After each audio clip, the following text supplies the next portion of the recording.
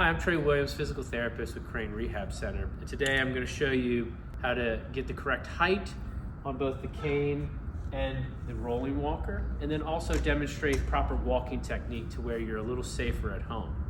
So, whenever you have a cane or a walker, first thing you're going to do is you're going to relax your arm and kind of get a decent height where the handle rests just above the wrist and the hand. Once you find that height, then you take the cane and you're going to put it on the opposite hand of your affected leg, meaning if I have left knee pain, I'm going to hold it in my right hand. For the walker, you obviously don't have to worry about what side you're going to hold it on because it's going to be on both hands.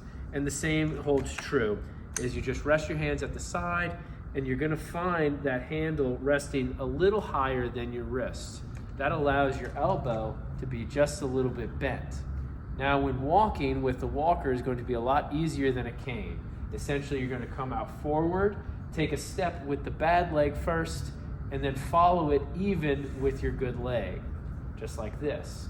Now, for those of you who are a little more mobile, essentially you're going to have that hand just a little bit out in front, and you're going to walk just as normal, putting just a little bit of weight through the walker, just like this, okay?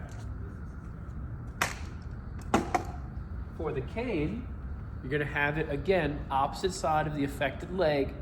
You're going to take a step with the bad leg. The cane will follow opposite side, and then you step two with the good leg, just like this. If you're walking in reciprocal, it'll be following your left foot even as you step through with the good leg.